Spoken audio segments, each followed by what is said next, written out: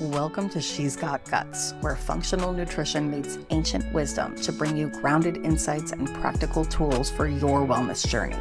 Join Lara, licensed Eastern medicine practitioner and wellness wizard, and Molly, registered dietitian and gut health expert, as they unpack trends, tackle bloating, balance hormones, and help you thrive in modern womanhood without completely frickin' losing your mind. Let's do this.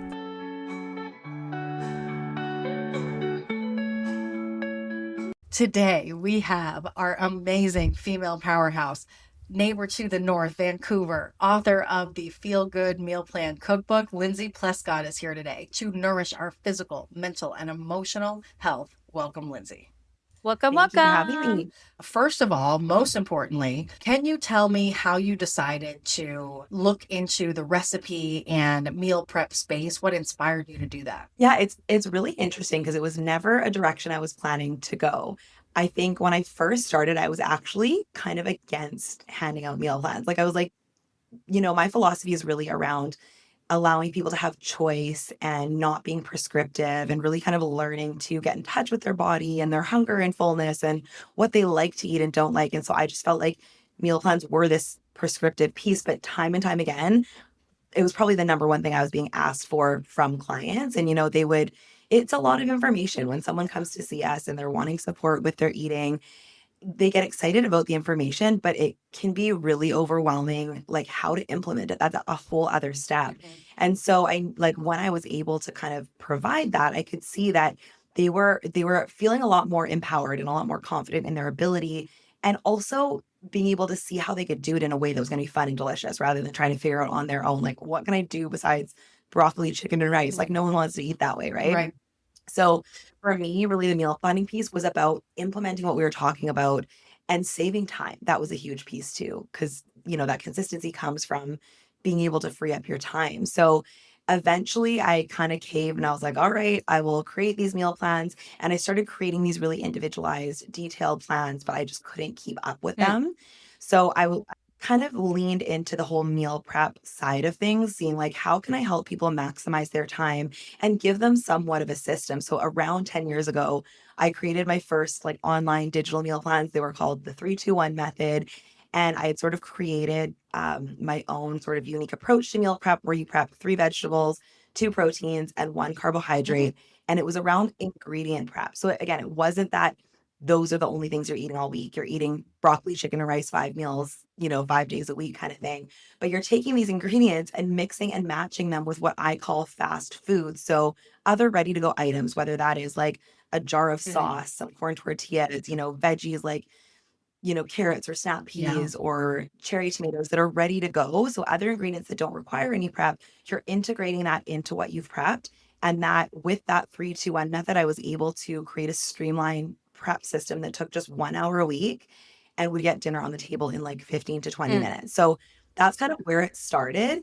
And then it kind of just like bloomed from there and kind of developed and evolved as, my lifestyle changed, as my clients' lifestyles changed. And so with my cookbook, the Feel Good Meal Plan, it's kind of like it shows that evolution of that meal prep sort of system to adapt to, families and kind of our busy lifestyles that we're living today. Wow. And so what's your favorite thing to cook? Oh my gosh. I don't even I truly do love cooking. I mean, like anyone else, I get burnt out. There's times I don't want to be in the kitchen, which is why I love leaning on this. Like, I will be the first to tell you, I don't always feel like getting in the kitchen on Sunday and doing meal prep, but that's why I think it's so important to streamline that process so you're not spending all day. But I mean, I love opening the fridge and seeing these semi-prepped ingredients that I can throw into, stir fries are one of our favorites in the house. I come from a half Chinese family, so I love like Chinese, like Asian inspired flavors. So any kind of a bowl with that, Asian style sauce. We eat a lot of pasta. Our kids love pasta. And I think that's another huge misconception, is that pasta is, quote unquote unhealthy. Like, really, any food you can turn into a balanced and nourishing meal. And I think that's one of my favorite things to show clients and my family, right? Is that really you can turn those ingredients that you have, and whether it's tacos, burgers, pasta, you can make that a balanced and nourishing meal. So I think more than one individual meal, it's having variety is kind of what I like. So I'd say noodle dishes and bowls, pastas we eat quite often. some form of tacos, because again, you can kind of mix and match any of those prepped ingredients you have on hand and create variety within those sort of core Hmm. meals.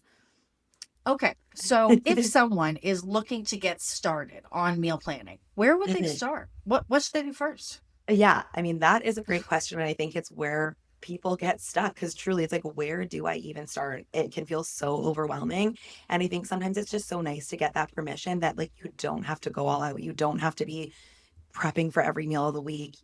Start where you are. So if you have never cooked or prepped, like start somewhere easy. And I do often recommend to people, I mean, I do usually say, like, what would give you the most bang for your buck? Mhm. Like, are you always skipping breakfast? Are you like constantly getting home so overwhelmed and like have nothing to kind of pull out of the fridge? So I think that is the most important thing is to say, like, what is going to help me the Mhm. most? I think breakfast can be a really easy place to start, though, is pick one recipe, pick some overnight oats, or, make a big like egg bake or something like Yeah. that will last you throughout the week and kind of get that confidence, see those benefits, see how good it feels. So that can be one thing. The other thing I suggest is to again look at your own calendar. Like, how many meals are we actually going to be home this week? 'Cause I think so many people dive Mhm. in, they plan for 5 meals, even 7 meals.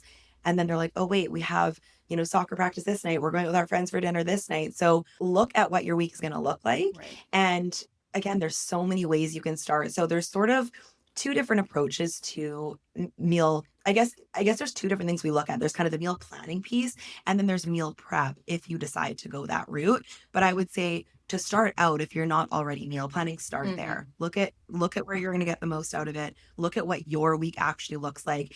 And then as you're planning those meals, that's where I really start recommending to people, look at where you can include like ingredients in your meals so that even if you're not doing full on meal prep, you can cook, a big batch of chicken at the beginning of the week. And that can be go into a bowl, that can go into some tacos, Mhm. that can go into a stir fry. So while you're in the kitchen once cooking that food, make extra of it. And it's not going to take you double the amount of time. It's Right. going to take maybe 5 more minutes to Mhm. season that up and get it in the oven.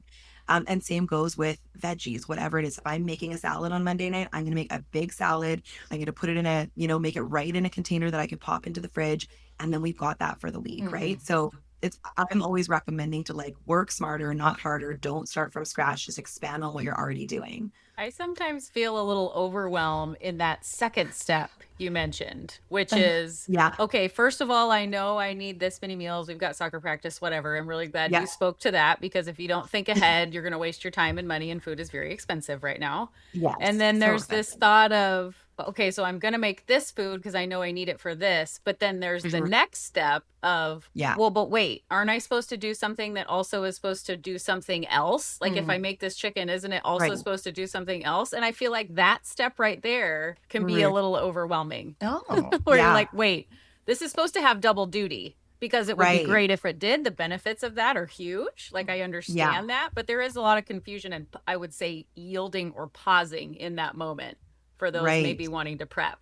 Mm. Yeah, and you know what? I think if that's kind of where you're at and where you're starting, then make double of the meal that you're making. So it doesn't have to be, okay, this is going to go into all these other meals. Like that's sort of that other form of meal prep, which is batch prep. And I think when we hear batch prep, I mean, that was what used to really turn me off of Mhm. meal preps. I was like, I don't want to eat the same thing all week. But Yeah. I will say over the years, as I've kind of given myself permission, it doesn't have to be black and white. It doesn't have to be one or the other. No. Mhm. What we do we really do a combination of batch prep and ingredient prep. Mm. So every week there's going to be something like a pasta sauce or a chili or, Ooh. whatever that may be, a big pasta salad or a stir fry. And I'm going to make enough for at least another meal and probably a few lunches. Mhm. So I think Mhm. that's a great place to start is to know that that doesn't mean you're eating the same thing every day. But again, while you're making one thing, if you don't want to have to think of all these other ideas, just Mhm. start there. And maybe that's where you start. Week Yeah. one is just one meal that's going to last or like one recipe that's going to last for 2 meals. Done. I don't have to, go crazy planning everything else out. Mhm. That's like my win for this week. And then as you feel comfortable with that, you can add on. But it definitely, and I mean, that is why, like in my meal plans, I always include the grocery list, the meal prep instructions, because I did hear that a lot from people is just that feeling of like, I don't know where to go from Mm. here. I feel paralyzed in it that I can't even start. So I Mhm. think that that's another thing too, is like having tools like that if you're wanting to lean more into the meal prep and meal planning, but don't want to put that all together yourself. Yeah. Yeah. Okay. Yeah. And for me, I think for my biggest problem is lunch. I'm so good with dinner. Yeah. Breakfast, I don't really Yeah. care about. It's very easy. It's not a big deal. You can have a smoothie for breakfast, you know? But for lunch, Yeah. I don't want to stop working necessarily, Yeah. or I want to Mhm. stop working and I never want to start again. So I want to make it this big elaborate thing Touche. that never ends. Yeah. You're So like, I ate too much protein. It's time to sit down and digest and yeah, do nothing right. else. Or like, whatever. Nap But time. like overarchingly, the issue is what the heck am I supposed to have for lunch that is going to fuel my Mhm. productivity for the rest of the day? And Yeah. Yeah. it feels like one more decision that has to be made during the day, which makes it a lot less fun than like Right. a dinner decision. So tell me how you would work through. Yeah, I mean, for lunches, we pretty much always just have leftovers of whatever we had for dinner. Mhm. So again, it's like always planning extra. I know those are going to get eaten up. And if you're getting used to how much to make, just remember pretty much everything can go in the freezer. Mhm. Like there's very little that can't go in the Mm. freezer. So if you make too much, pop that in there. Your future self will be so happy to have a couple portions of something to pull Mm. out. So that way you don't have to worry about the food waste aspect. But for us, that works well to just again have some leftovers or some components of leftovers. So I work from home, and often for lunch I want something that's kind of more fresh, maybe some kind of a bowl or a salad, something like that. So that's where I may lean into that, creating that extra protein or making extra of a salad or a grain that we have to kind of piece it together. Mhm. But again, if you don't want to think about it, just have that. Lunch for me is a meal where I don't feel like I need something different every day. Right. Like for dinner, I need that variety. Yes.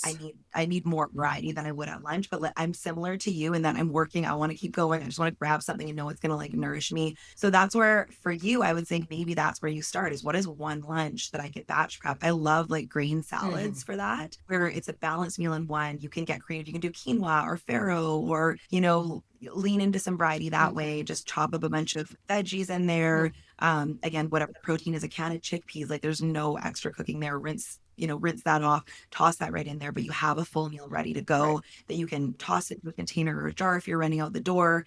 If you're someone that works in an office, you can even portion that out so that you can really just grab that and go. But again, there's so many variations on that simple meal that you could make. Mhm. So that you're not getting bored of it, but you aren't, again, like you said, coming to that decision point every single day and starting from scratch. Yeah. Okay. Thanks. That's really helpful. Yeah. Or even like wraps. Like we forget about things like wraps and sandwiches. Like it doesn't have to be crazy. And, we were talking about this at the beginning, that really anything can be a balanced meal. I think combination of social media or even just the confusion of all the like diet rhetoric that's been out there throughout the years, we feel like we need to either make something complicated or, that a salad or a wrap isn't good enough, but you can absolutely make that colorful and balanced and nourishing and energizing in 5 minutes.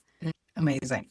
That's true. You can. So what do you do what is your advice to humans that have children that are like, I don't really love that food, mom? Is it like they get a little, you also add some of that other stuff in? I mean, there are some kids that just eat whatever goes on the table, and there are some kids that are not that way, and you can't Yes. force them to be. So, Yeah. I mean, you could, Yeah. but And I I don't think think, it'd be a very good experience for anybody. yeah, I think that's a big piece of it, is not forcing. So in my practice, I really, have an intuitive eating lens. And with kids, we can kind of start them off on that same path. So have you guys heard of the division of responsibility in feeding? So No. yeah, so there's a dietitian, her name's Ellen Satter, and she developed this framework. And the idea is what's called the division of responsibility in feeding. And the idea is that as the parent, you decide what, when, and where. So what the meal is, when it's going to be served, and where it's going to be eaten. And the child decides if and how much. So if they're going to eat it and how much they're going to eat. And this is very stressful as a parent. Like again, even this was something I was aware of before I had kids. And even with, that knowledge and information, my first kid, I was like, oh my gosh, is he getting enough? Is he going to be full enough? Is he getting enough variety? But I really tried to lean into that, knowing the research behind it. And again, there's so much that goes into it. You can't just be like, I did this, and so my kid eats whatever, like there's different personalities, there's going to be different taste buds. But I tried as hard as I could to kind of lean into that. So we do serve the same food that we eat, but part of that is also having a safe food on the table, they call it, for the kids, that, Yeah. if you're not sure that they're going to try these foods, have at least one thing on there that they like, that they'll eat, so that you're not constantly getting up back and forth from the table. So that if they're not going to have everything on the plate, like they are still going to get some nourishment and some sustenance, but really taking off that pressure of like one more bite or eat this. Otherwise you can't have that. Right. And it really is amazing to see. They might not eat it the first, second, third time, but I think overall it really also helps to remove that, like, this is a good food and that's a bad food, and that kind of like moral hierarchy to food, right? So, not saying that it goes perfectly every time. There's always going to be times where you do have that urge to kind of like, bargain with them. But that's kind of how we approach it. But often it won't look the same as it looks on my plate, right? So if we're eating a taco, like my 2.5-year-old she can't keep it together. It's spilling all over the plate. So we might deconstruct it. There may be certain elements that aren't on her plate, or I'll at least like put them on there, or even a very small amount of something, right? And I think the best thing we can do for kids is just to let them see us eating these foods without a lot of that pressure, and they will become kind of curious about it over time. But it's certainly not easy, but there's certain meals that we lean into and I'll keep extras of in the freezer. So like quesadillas are always a hit. I was saying earlier, pasta, my kids always love. And again, there's so many different pastas that you can make, right? So things like that I know that they're, are always going to be a hit. I kind of have those on hand for those quick and easy lunches when I need to, like, when I know that they're not going to have one of the last leftovers that we made. Awesome. Yeah, that's a great way to go.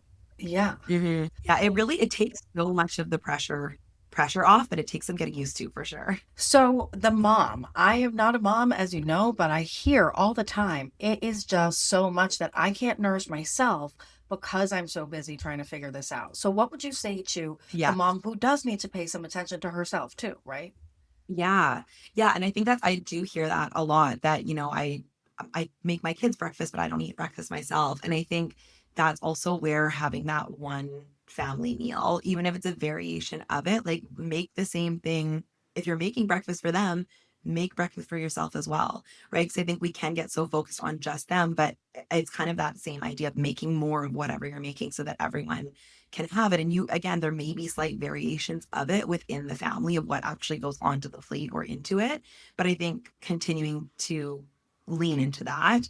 And I think that's also where meal prep is so key. And, again, with that, as I shared earlier, like I was never like, I love meal prep. It's my favorite thing to do. And I want to spend all Sunday in the kitchen. But when I'm not motivated, I know how much time it's going to save me throughout the week. I know how much easier it's going to make everything. And there's always something that you can grab and throw together to make sure that you're getting nourished as well. So yeah, I mean, it's certainly not always easy, but I think as much as you can just work with what you've got. And again, trying to kind of have that one family meal, it really does help to make sure that everyone is getting something. Yeah. So I've been participating in the thistle for a little while. I actually just canceled it because I could not keep up with the, like, what do I want this? Do I want that? Do I want this? But their meals were really good. And it was helpful for me to have that main lunch meal where I wanted a lot of greens and fiber and, a good amount of protein, but not too much because I know it will make me tired. And what was interesting about it is that my mom and I both found that we loved these little, I didn't love the plastic that they came in, honestly, but they're these little jars of salads, right? Yeah. Like the layered salads or whatever. And I just feel like that is one of the most ways to get started on meal prep is like, well, I'm going to build these 5 salads for myself and know that I have something that I can at least go grab, especially me as a busy mom. And when I don't have my kids, because sometimes I do more work on the weeks I don't have them than when I do have them. And so I'm curious if you have any favorite like stacked salads that you love. So many. Yeah. Yeah. I would say taco salad is like one of my favorites just because I love the flavors in there. There's one in the book and you just like layer the dressing on the bottom so it doesn't get everything soggy. So I like to do that one has like a olive oil lime kind of vinaigrette, and then there's some quinoa that gets really soaked in the dressing. There's some black beans, some corn. You could do really any ground, like a veggie ground. You could do ground turkey. You could do whatever you like. And then there's a big pile of greens that goes in there, some chopped tomatoes, some pickled onion, and then I put some tortilla chips on the top. Sometimes, depending on how I'm feeling, but it makes it kind of fun. But that's one of my favorite ones. And I think I love it. I love the look of them when they're in that like layered jar. Yeah, but I they're also so tell pretty. people Yeah, and that in itself might be motivating, Yeah. but for some people, it also might be like, "Well, I don't have all these jars, so I can't start," or Mm. like, "I don't wanna layer them up." Toss it all together in a big container and just dish it up as you need it, Mhm. right? So we see these Yeah. Pinterest perfect meals, all over social media or whatever it may be, and again, for some, that might be motivating. Go with that, and that might, give you that extra push to have this lunch that you're feeling really excited about. But Mhm. if getting all of the pieces organized and divvying it all up feels like an extra step, just start by tossing it into a container and having that ready. But that would be one of my favorite ones. There's a rainbow power bowl that I have on the blog, and it's kind of like similar, but just like lots of different colors of veggies. It has edamame beans in there Mhm. for a quick and instant protein. And I think that that's something too, when people are looking to build these balanced meals, like lean into those plant-based proteins for a really easy option, whether it's canned beans that you can just rinse off and toss right in there. Edamame beans are another favorite for Mhm. me. But that's just one less step that you have to do with the cooking as you're getting Mhm. started. And another way to get in some extra fiber, to kind of mix things up, whether you're fully plant-based or eat a little bit of everything. Mhm. So that's another one. Trying to think of what else. I have another one that's got like yams, and again, you can choose like protein of your choice.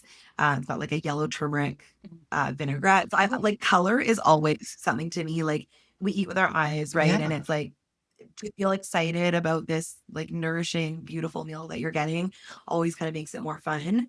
But that would be another one. I'm trying to think of any other fun layered ones. Greek salad. There's another Greek chickpea salad in the cookbook, and it's again with chickpeas, bell peppers, tomatoes, cucumbers, again, just kind of like all layered up and easy to grab and go. So one thing that I like to tell people often too is recipes are a template. Mm. So think Mhm. of them that way, that, work with what you have on hand, and kind of the way that you can approach that is to replace like for like. So if there's a veggie in the recipe that you don't like or don't have on hand, pretty much any veggie will substitute in there, right? If Mhm. there's a grain that you don't have, like rice, quinoa, barley, like they can pretty much be interchangeable in a recipe, right? Mm. Or like bell peppers, zucchini, cucumbers, depending on if you're cooking it or not. Mhm. And same thing with the proteins. If you see a recipe that's inspiring to you and you either don't like a component of it or don't have it, like don't be afraid to substitute and play around. And even if it doesn't turn out exactly how you like, that's how we learn, right? Like don't be afraid to make mistakes in the kitchen. You'll know Mhm. for next time, okay, that combo didn't really work. I didn't really like that spice. But that really is how you start to become kind of more intuitive about cooking and what's going to work together, and just kind of have a bit more fun in the kitchen. The other one I find that's kind of a pain in the ass to put together sometimes. I know it sounds like, Yeah. oh, I'll just make a quick smoothie. But also, you're Yeah. grabbing one jar from here and one jar from here, Yeah. and berries from the freezer, Mhm. and this from the fridge. And oh, I want to put my new protein powder in there. I'm Mhm. perimenopausal. I got to put my creatine in there. You're like, the other thing I love is being able to make that all like the dry stuff, Yeah. maybe already in a bowl, sitting or in a jar, like a ball jar Mhm. on the Yeah. counter. And you're like, all I do is add berries and whatever milk from the fridge or water or whatever. Totally. Yeah. Yeah, I'm the same way with smoothies. I'm like, there are all these ingredients. I'm taking out all these Yeah. packets, pouring all these things, and dirtying all these spoons. And yeah, I feel the same way. And I actually with smoothies will often just blend up a big batch of it. So I'll Mm. blend a big batch, store them in a jar, put them in the freezer or in the fridge. And Mhm. obviously there is that aspect of like, it's because I like to make blender juices as well. And I always get that question of like, oh, aren't you going to lose the nutrients once you've blended it? Which yes, there is going to be some loss of the nutrients, especially something like vitamin C that's a little more sensitive when it's exposed, to the light and everything. Again, if it's going to be the difference between getting it or not, you're still going to get a lot of nutrition. Your proteins in there, your fibers in there, you're still getting a lot of those vitamins and minerals. Yes, there might be a little bit less. But again, it's always looking again, where am I at? Is this going to be the difference of me having breakfast or not? Mhm. Or, feeling like I have to run through the drive through, or I can grab something, nourishing from home. And then the other piece that you can do with it is to freeze that. So if you want to preserve those nutrients a little bit better, sometimes what Mhm. I'll do is just freeze them in little muffin trays. So you have your own kind of homemade smoothie pots. You can just pop a few in a jar the night before and let it thaw out, give it a shake before you eat it, or you could reblend it. So you can go that route as well, or I'll just freeze them in the jar, leaving some space at the top because they can expand. I've made that mistake Yeah. before. Me too. Leaving with the grim top, put them in the freezer, put them in the fridge the night before. And so that's a way that you can kind of, save time, preserve those nutrients as best as you can. But yeah, speeds things up. And again, it's that whole idea of if you're working once, like work smarter, not harder. Mhm. Just Mhm. again, it's going to take barely any extra time to triple, quadruple that smoothie versus getting everything out. Because even washing the blender is a Yeah. pain, you Yeah. know? Yes, I agree. Yeah. Yes. So for some reason, it could Or feel it like a just huge like sits there full of water for like 2 days in Yeah, the sink where you're like, I'm just totally. waiting for it to rinse. No big deal. No Yeah. big deal. You've talked a lot about the cookbook. Tell us and the listeners, what is the premise behind the cookbook and how did it come to life? And what are you so excited about that's in it? The cookbook is called the Feel Good Meal Plan, and that's kind of that really does sort of encompass what it's meant to be. Is when we were talking about titles, I was like, I don't know, meal plan. I feel like that again sounds sort of prescriptive. I don't want people to get the wrong idea that this is like a diet or but make food feel good. That was my that's my group coaching program, my business name, and that's always kind of what my goal has been is for food to feel good all around. So not just yes, I'm a dietitian, I love nutrition, that's important, but it's also really important that food is a way of connection and joy and, that we don't have these crazy strict rules around it. So the book, it actually, my editor found me through those digital meal plans I had like all those years back. And she liked that idea of the 3-2-1 method of that, like the ingredient prep, really streamlining what you're doing on your prep day, but then being able to expand that into these mix and match meals throughout the week. So it's a little different than those original meal plans because those were more designed for individuals. And the book is more geared towards families. I mean, anyone can use it, but it has built-in extra portions and leftovers. But there are a lot of people that are cooking for two or cooking for one, and they just put those extra meals into the freezer, right? And then that when they do 1 week of prep, it's like they have like 3 weeks of meals that they can, start within that week, pull out from the freezer That's later great. on. So that's the goal there. There's 4 weeks of meal plans in there with grocery lists, with weekly meal prep in there that the meal prep's designed to take under 2 hours. And again, with some meals that are completely ready to go and completely cooked, and then other ones that have all the components ready that you just kind of throw together and, for a 15-20 minute meal on the night of. And again, I wanted to be kind of, I have it right here actually. Oh There my we go. There gosh. she It Oh, is. it's is gorgeous. Yeah. beautiful. And hopefully I was like, I want it to be like picturing the cover. I'm like, I don't want these 5 meal prep containers. Like I want people to feel excited about it and Yeah. know that you can eat really delicious food. So the meals in there are designed to kind of be, foods that you would crave any day of the week on a weekend, if you were out for dinner, whatever that may be, but be able to make it at home in a really simple way. So again, lots of bowls and salads, but there's also burgers that are inspired by some of my like favorite restaurant burgers or tacos inspired by, a trip traveling. So it's all designed to have tons of flavor, tons of nutrition. For the most part, everything is kind of a balanced meal within one, sheet pan or bowl or dish to really just take the guesswork out and have that, kind of have that plan laid out for you to save you time, to save your sanity and know that you're kind of nourishing yourself and your family in a way that feels, not only healthy, but exciting. Oh, that's awesome. It feels good, like you said. Yeah. I love it. Smells good. I think this has been fantastic. We have so many things that we can go out and try now, which I needed personally. I hope so. Yes. Before we wrap up, anything else that you want to say out there to the person who is struggling or having a hard time or doesn't know? They think, oh, I can't do that. It sounds like Yeah. there's too many dishes I or think whatever. I think the biggest thing is just coming back to where can I start? Like where am I at now? And what is one thing I can do? Right. So really thinking about yourself as well, not like what that influencer is doing, what your neighbor's doing, what your sister's doing. It's like, what do I need? Do I need snacks? Because I'm like, again, plowing through my work afternoon and then I'm starving as I'm trying to make dinner. And like, I've been there, a lot of my clients, that's what they really struggle with is they're like, I feel so out of control around food. And when we kind of take a step back, what we see is that, it's because you're not eating enough. You're not eating regularly enough. So, and even with snacks, it's like, if you don't have the bandwidth to prep snacks that week, make sure that you have some store-bought snacks on hand. Have some of your favorite bars. Have, again, some of those fast food veggies like the snap peas or the carrots or things that are ready to go, and like, a hummus or something like that. Like, let it be easy, let it be simple. Don't feel like it has to be perfect or you have to go from 0 to 100. Start with one thing and you will gain that confidence, and not just the confidence, but you will get that feedback of how good it feels to, have those options ready to go. Yeah. And you'll see how much time it saves you. I think that's the thing, is it feels like it is a commitment of this time up front, but it will actually give you your time back like tenfold throughout the week. And less right? Extra time stress that you're too. saving. Yes. Yeah. And I think another piece of that too is schedule the time in. Someone said this quote like years ago. I can't remember who it was, but it was like, schedule it to make it real. And I've kind of gone by that. Like, if it's not in my calendar, I will not do it. I'll forget about it. I'll get overwhelmed. There'll be something that's more fun to do. So if you're just kind of getting used to that, like put an hour in there on Thursday to get your grocery order in, or, even just 30 minutes or 1 hour on Sunday to kind of start getting something going. But that reminded me too of one of my all-time favorite tips is ordering groceries online and getting groceries delivered. It is like the biggest game changer ever. And that 1 hour you would have spent at the grocery store can then be shifted towards doing 1 hour of meal prep, and you're not losing any time, right? Awesome.